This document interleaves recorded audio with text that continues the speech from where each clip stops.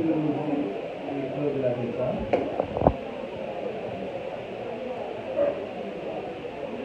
le directeur sortant, monsieur l'administrateur, les chers invités, monsieur Voisin, vous venez à parler de votre nouvelle mission. Messieurs les membres du personnel du DSGA, monsieur le chargé de mission, le nouveau chargé de mission, monsieur Faveur, la prison, les responsables, monsieur l'assistant directeur qui devait être là, membres du personnel de la GESA, et service de nursing, et chef du personnel AI, en fait, madame Joseph Laurent, monsieur, en fait, les membres de la presse. C'est un agréable plaisir, d'une part, de vous féliciter, monsieur le nouveau directeur, pour votre nomination, et d'autre part, de vous installer officiellement aujourd'hui dans votre nouvelle fonction. Et je me réjouis des appréciations qui ont accueilli votre nomination par le ministre de la Santé publique, son Excellence, le docteur Alex Larsen. Je dois toutefois retenir de toutes ces appréciations que vous avez dirigées pendant plusieurs années à l'hôpital de Languedoc. Et je dois le dire, vous avez dirigé cet hôpital avec beaucoup de sens de responsabilité. Vous devez donc à cet effet évaluer, orienter, moduler toute contribution dans l'unique direction qui permettra d'atteindre dans les meilleurs délais les possibles résultats escomptés. Être directeur de la GESA, c'est d'abord être prêt à satisfaire les attentes, les nombreuses attentes de la population. Et le pays connaît un contexte économique et social très difficile. Vous n'avez, et je dois le dire sincèrement, vous n'avez pas un chèque en blanc. Il y a urgence, monsieur le directeur, monsieur le nouveau directeur, il y a urgence d'améliorer la prestation des services. Il y a urgence de rendre accessibles les coûts des services à la population. Il y a urgence d'améliorer le fonctionnement du service des urgences, la porte d'entrée de l'hôpital. Il y a urgence encore d'améliorer l'accueil des patients, car l'accueil des patients, c'est un élément incontournable de la qualité des soins. On ne peut pas mesurer la qualité des soins sans l'accueil des patients. Je profite de cette occasion pour saluer la compétence des cadres, la compétence avérée des cadres de la GESA, et surtout des nouveaux cadres, et qui vont former l'équipe, une équipe solide qui va vous accompagner dans votre mission. Et en ce sens, je dirais que vous avez à côté de vous, et ce que je vais dire, c'est clair, c'est une décision qui a été prise depuis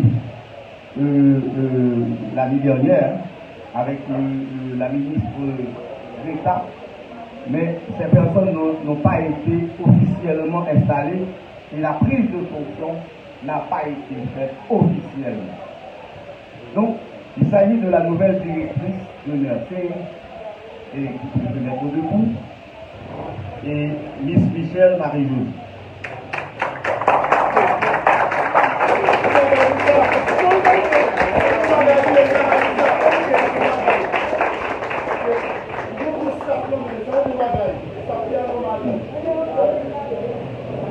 Il y a, étant donné que je ne vous ai pas demandé de faire, de vous recueillir pendant quelques secondes pour que Madame Concélia Pontil, qui a effectué le grand voyage, mais étant donné que Madame Josette Laurent, Madame Concélia Pontil, qui a effectué le grand voyage, mais étant donné que Madame Josette Laurent, Madame Josette Laurent, qui l'assistait dans ses fonctions, et elle est devenue automatiquement la doyenne du pavillon privé. Madame Josette n'est pas présente. Ok. D'accord.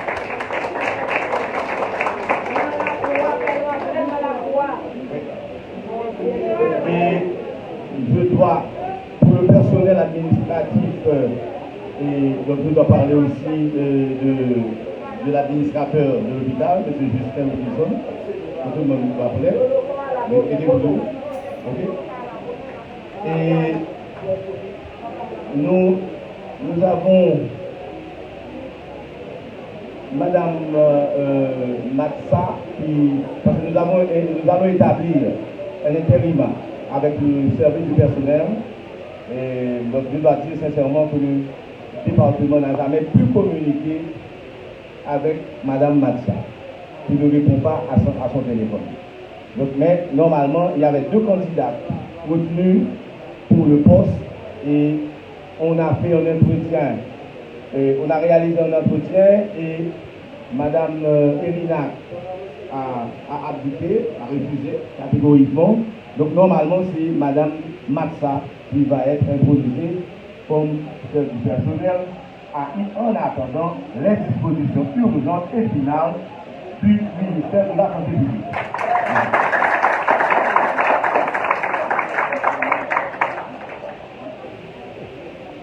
Et nous, comme je vous dis, il y a une équipe solide. Hein. Vous avez la comptable en chef et Mme Myrland, qui est assistée de M. Lycée Péry. Est-ce qu'il est là? Il n'est pas là. D'accord.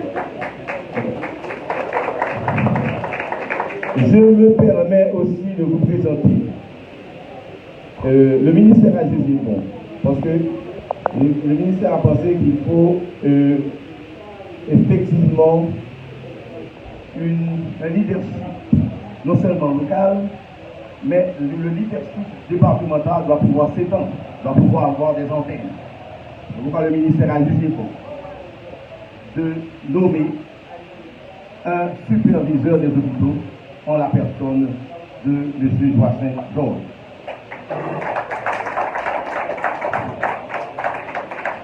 Monsieur Joachim Georges, il va être le superviseur des hôpitaux. Il va pouvoir superviser tous les hôpitaux du département et de toutes les catégories. Donc, on vous demande d'enlever le masque. Donc, et monsieur, c'est un Jérémien, épidémiologie, tout le monde connaît. Mais on est bon pour rester sans masque. Ok. Donc, étant donné que je vous ai présenté cette belle équipe qui va assister le nouveau directeur de la GESA, qui assurément va nous présenter dans quelques instants sa vision pour transformer cet hôpital. Nous souhaitons à cette équipe du succès, de la réussite et surtout une bonne collaboration. Car nous avons un seul, je dois dire que nous avons cet hôpital l'hôpital départemental, l'hôpital Saint-Antoine, c'est pour lui nous voter. Ok. Au directeur sortant, le docteur Azor. Le docteur Azor, vous avez dirigé cette institution pendant 4 années. Nous connaissons bien les problèmes que vous avez rencontrés. Problèmes d'épidémie, épidémie de corona, les turbulences politiques, les cyclones, le pays là, le tremblement de terre,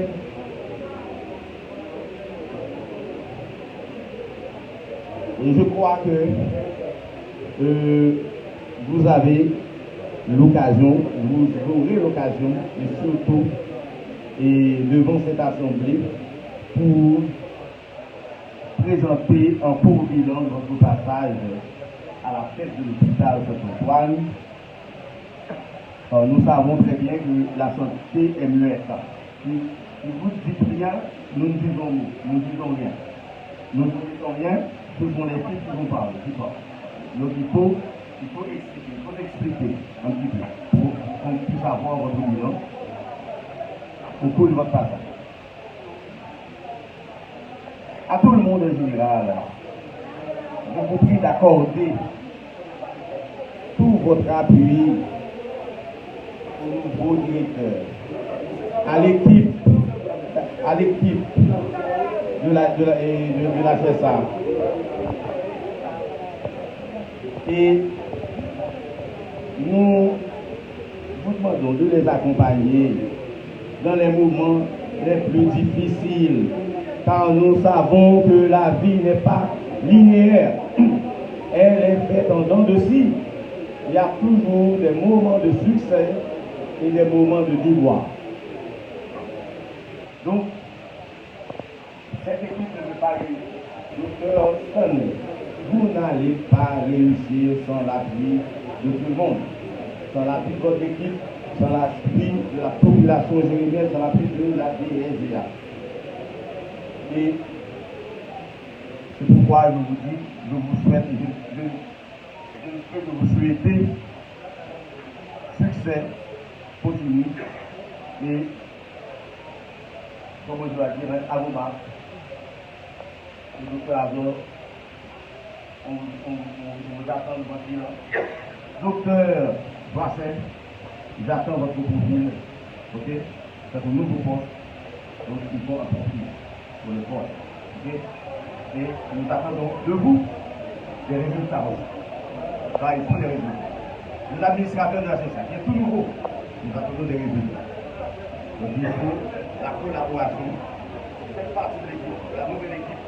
Donc vous devez donner toute votre collaboration pour nous aider. Merci.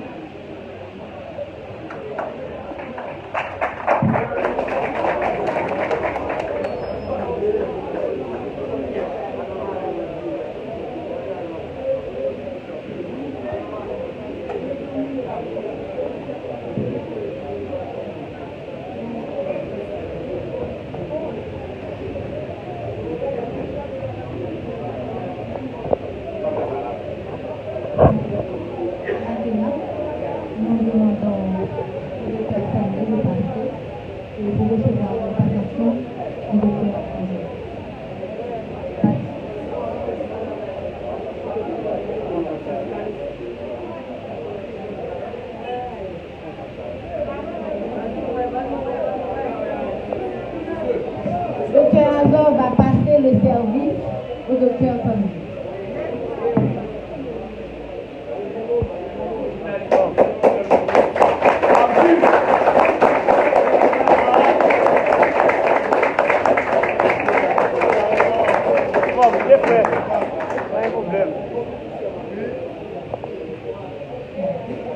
À présent, nous allons écouter les propos des installés.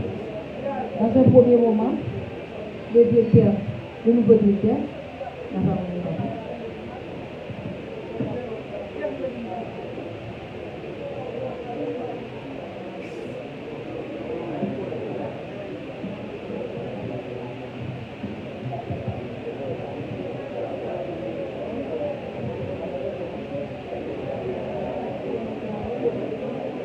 Monsieur le directeur départemental, Dr. Angelo Diverson, Mesdames, Messieurs, les membres de la délégation du gouvernement, Mesdames, Messieurs, les membres de la délégation du départemental, Monsieur le directeur sortant, mon collègue, Dr. Azor Pierre-Robert, très chers partenaires, Mesdames, Messieurs les cadres, en programme et cadres de la chers parents, amis, je suis bien invité. En ce jour du 26 mai de l'année 2022, je suis appelé à prendre fonction en qualité de directeur médical. Permettez-moi tout d'abord d'exprimer ma profonde gratitude envers Dieu pour sa miséricorde et sa bonté envers moi et ma famille. Je voudrais remercier son Excellence Monsieur le Premier ministre, Dr. Ariel Henry, le ministre de la Santé publique et de la Population, Dr. Alex Marcel, le directeur général de la Santé publique, Dr. Louis Abier, Monsieur le directeur départemental, Dr. Angelo Diverson. Cette grande confiance placée en moi, en mes moments directeur médical de l'hôpital Saint-Antoine-de-Paris. Je peux vous assurer que je m'appliquerai à remplir cette fonction avec l'équipe de dévouement. Je remercie aussi mon prédécesseur, le docteur Azor, pour sa collaboration durant les années passées en tant que directeur de cette institution. Je salue la qualité de son travail au sein de cette institution. Je voudrais remercier spécialement une personne dont le nom et les heures partent de présentation. Malgré nos divergences politiques, il a su délibérément placer sa confiance en moi. Je salue son humilité et sa maturité politique. Mesdames, Messieurs, je mesure la portée d'une telle confiance de ma nomination dans un contexte très difficile. Le Premier ministre s'est engagé dans une lutte sans merci contre la corruption de toutes sortes, de toutes ses formes, et le bon fonctionnement des institutions sanitaires. Mesdames, Messieurs, les personnels de l'hôpital Saint-Antoine et Jérémie, à la présente cérémonie, je ne vous réserve pas pour faire la carte sorcière, mais pour relever avec vous de nombreux défis auxquels notre institution devrait faire face dans la commission des missions, aussi nombreux que multiformes à elle d'évoluer. J'espère que vous avez un l'enjeu et je voudrais vous inviter à une organisation totale. Je connais bien l'institution et je connais aussi ses problèmes. Nous avons en fait partie de bien en temps. En vérité, nous avons beaucoup de défis à relever et la moisson est abondante. Les grands chantiers nous attendent. La tâche ne sera pas facile. Et je ne veux pas les affronter seuls. Je crois en votre proche collaboration. Pour nous citer parmi les défis à relever quelques-uns. On sait déjà, problème de l'énergie à l'hôpital, problème au niveau du bloc opératoire, problème de la maternité, problème de l'usage, pour ne citer que celle-là. Mesdames, Messieurs, je suis convaincu que c'est ensemble que nous allons permettre à l'hôpital Saint-Antoine-de-Paris de surmonter avec succès les grands défis du moment. Chers collaborateurs, la discipline, c'est la clé de tout succès. Du coup, nous devrions être très disciplinés pour la réussite de notre institution. Mesdames, Messieurs, Dr. Azor avait commencé avec les changements. Je vais continuer avec les politiques et modifier ce qui doit être modifié. Je m'engage avec rigueur.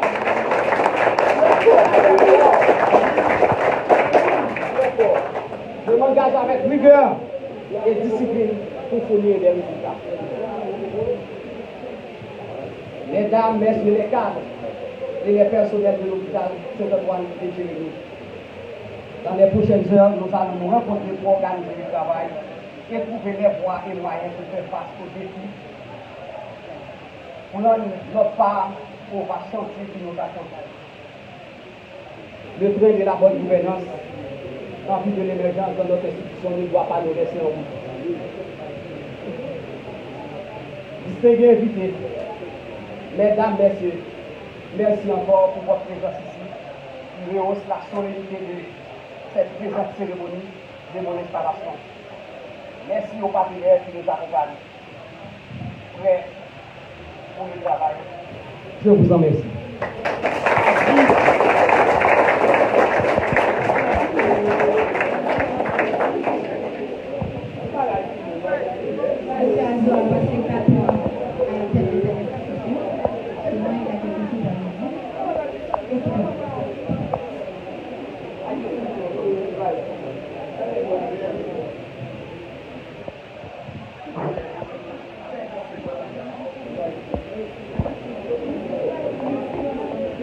Monsieur le directeur départemental sanitaire d'Antan, en l'occurrence, M. du Belson, Mesdames, Messieurs les autorités de la ville, les autorités civiles ici présents, les membres de la presse parlée, écrite, télévisée, les médias en ligne, c'est un plaisir pour moi, ce matin même, de vous dire bienvenue à cette cérémonie de passation de service du directeur de l'hôpital Saint-Antoine de Juillet, au cours de laquelle je profite pour procéder à l'inauguration de cet espace, là où vous êtes, qui est dédié aux usagers fréquentant l'institution.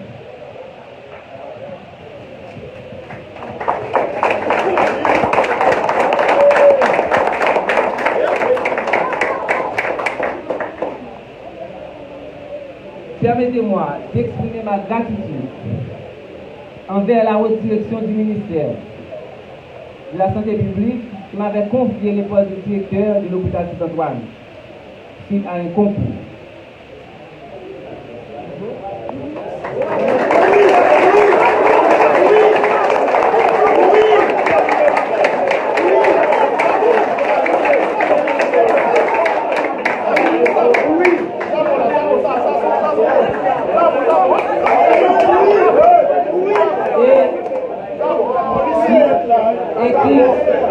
Et qui aujourd'hui a jugé bon de m'utiliser à un niveau supérieur en m'affectant comme conseiller technique à la direction sanitaire de la Gambie.